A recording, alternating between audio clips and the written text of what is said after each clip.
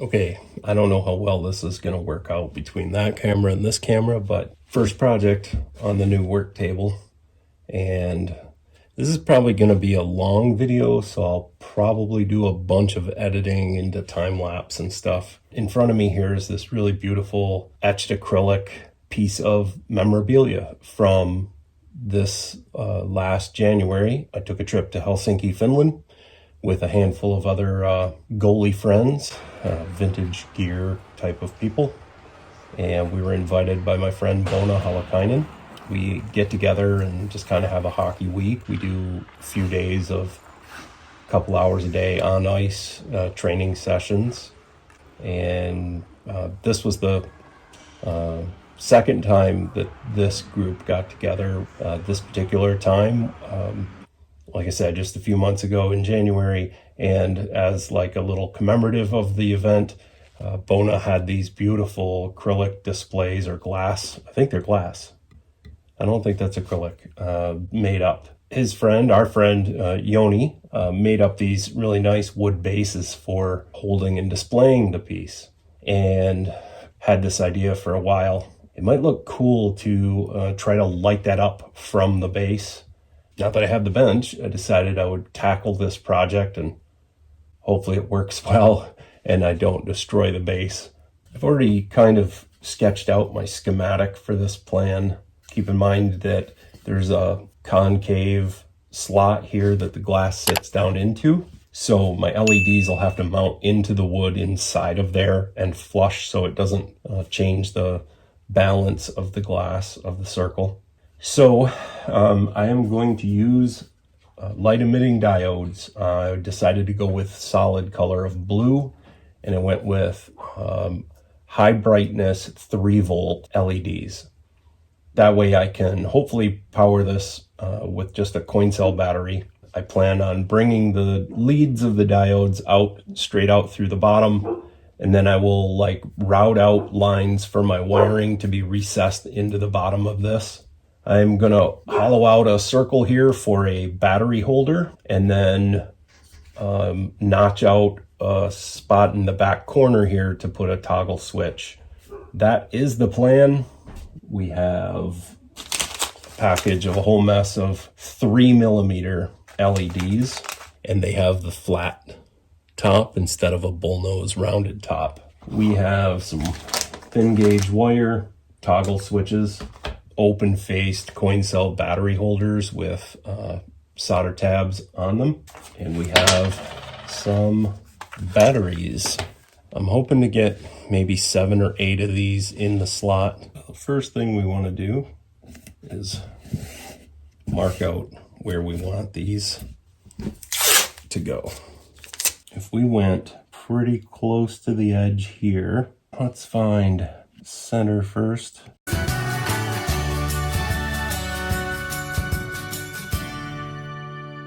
11 LEDs. Look, I know I should be using a drill press to do this, but I don't have a drill press, so I'm not using a drill press. I also like to just kind of, in a short way, get by with what I have. I think I might ping them first.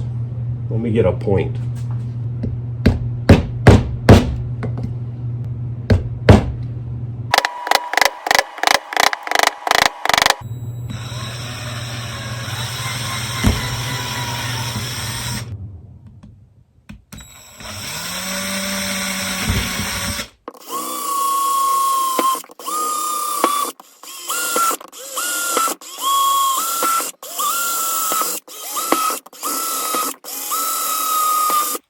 So this part's going to be harder, because now I have to make sure I don't go too deep. I only go to that edge of the tape.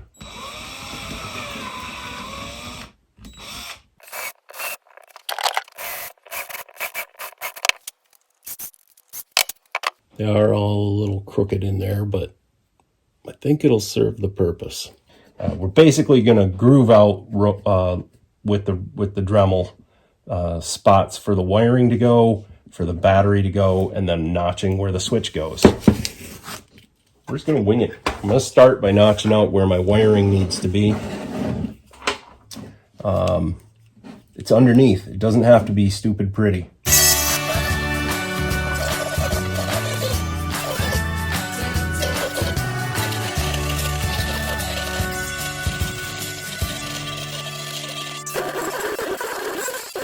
I'm going to break for the night and come back and do more tomorrow. Okay, all right, back to the basics here. I think I want to solder the negative to positive series here. I'll leave this negative and that one over there is the positive. I'll leave them open for now.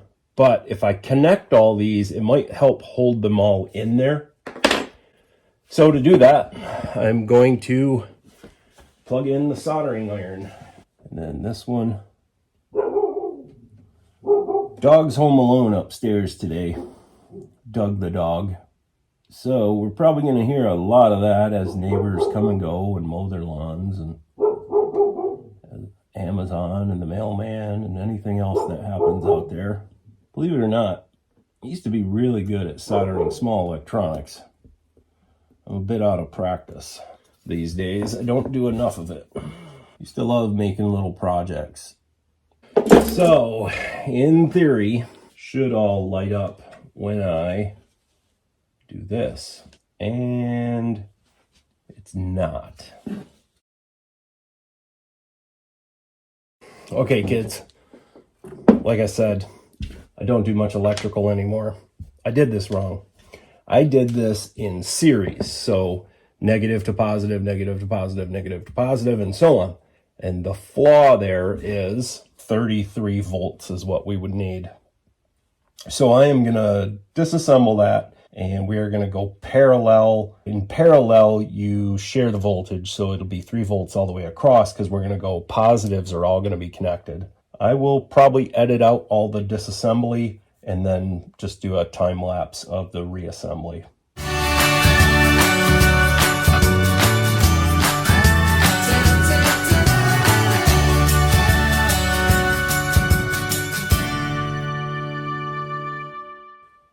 So I think we're going to go across the back side with these.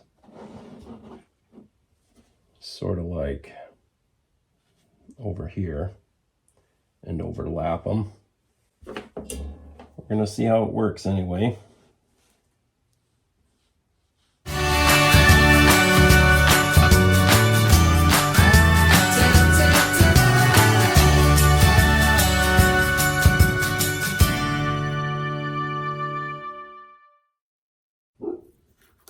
So technically, that's all wired proper now.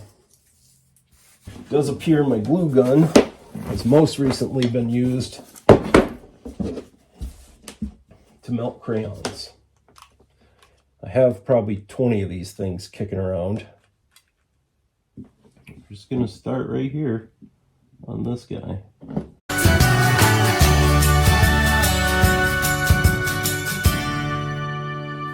The first step was to glue all those, insulate all those connections so I don't short out.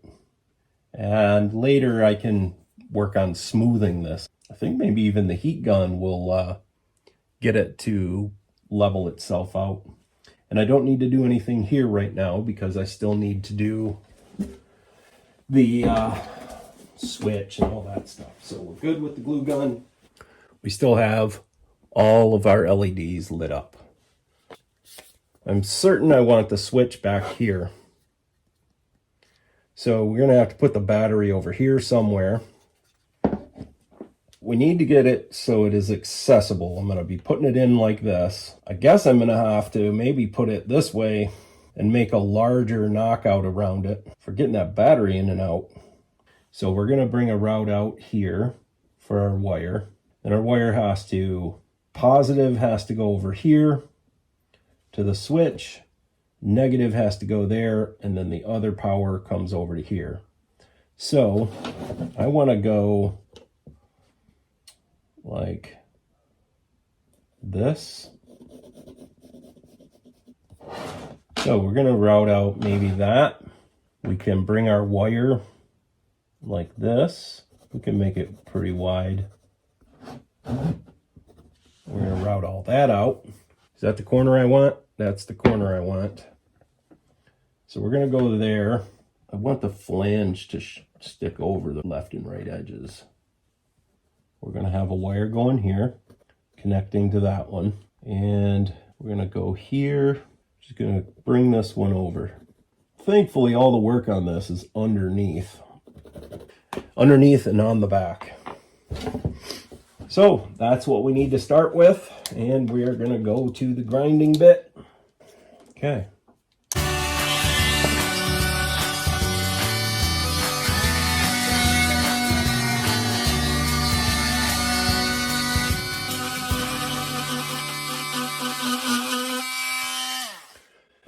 Right now I'm not going for depth. I'm going for my outline to get everything as straight and square as I can.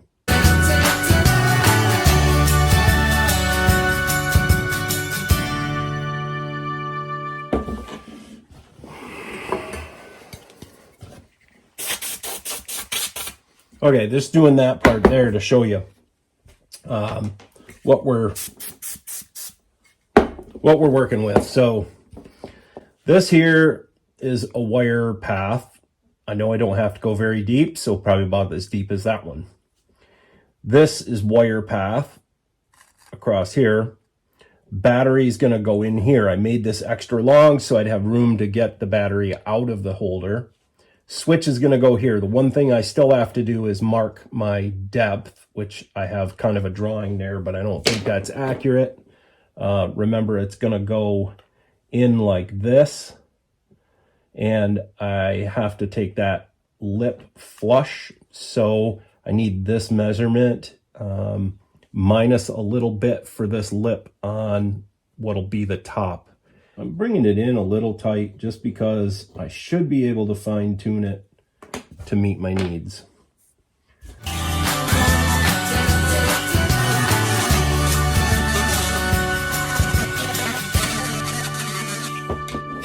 Okay, so that'll be where our switch is, and then everything else here. So now it's just a matter of I have to grind this all out of there.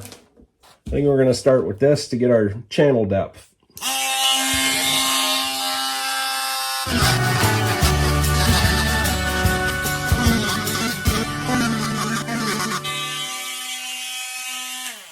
And we're going to stop recording for now. Okay, kids, that took a while. So I have all of my notches and pathway all carved out. My switch fits in there beautifully. I messed up a little bit there, but I can touch that up with some stain or, I don't know, a wood pen or something. That's going to just get tack glued in there. And I left this little sloped slot. Maybe that'll make getting the battery in and out a little bit easier. I'm not sure. The switch is going to go there. So I'll probably go my ground wire down to here. And then a ground wire has to go over to the opposite side over here. And then my power, my positive wire goes right down underneath to there. Let's do the wire over to the switch first. That's not on camera, but I have a pretty nice hole in my thumb from that guy. That wasn't fun. Okay, we got that tinned. So now we're just gonna touch it onto this. And we're gonna have to plug the glue gun back in. Kind of tack these wires down, because I'll want to put a little tack there just to hold this down. And then over to here. And then we're going into here. So I know I need maybe right about there for this wire. And I'm gonna tack the other one on, and then I can place the switch. Put the other one on, and then I can place the switch in there because we'll be done with the switch at that point. We know we can do this one real quick too. We'll run it through the hole. Okay, I see where the solder points were. So we're just gonna reattach to the same spots. And then this guy here is gonna come through this hole, bend it over this nice solder joint there. Push this in. It sits nice and flush, touching perfectly. Nice and smooth, no gaps. Just drop a couple blobs in here for now, and we'll just put a dot here. Okay, now this one is gonna come over here, down through here, can bring it underneath. So we're gonna solder both of these on right now. We wanna come under this one, like so. Want a real good connection on this for sure, because there's gonna be tension, you know, from the battery being put in and out. Hey, look at that. This guy goes like here, just like that. That should go just like that. We're gonna drop some glue in there. All right, now we know that this is gonna feed through here and go right to that one. And technically, everything should work at this point. Hey, look at that. 11 LEDs all lit up inside. Now I know I need to drop a little bit of glue in here to hold these two wires down. Put some more glue in here so that the wires and things are all recessed and this thing will still sit flat.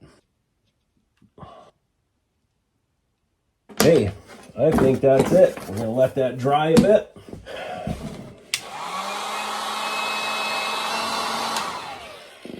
As long as I'm lower than the little feet, the glue won't be a problem. Yeah, I'm gonna finish this part up, put my stuff away, put the glass on, and show you what it ended up looking like. So that's the whole project. I know this isn't goalie gear, but this is really special to me in regards to goalie gear and vintage goalie stuff.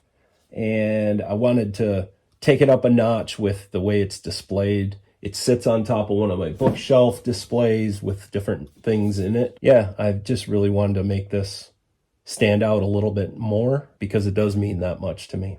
As always, thanks for watching.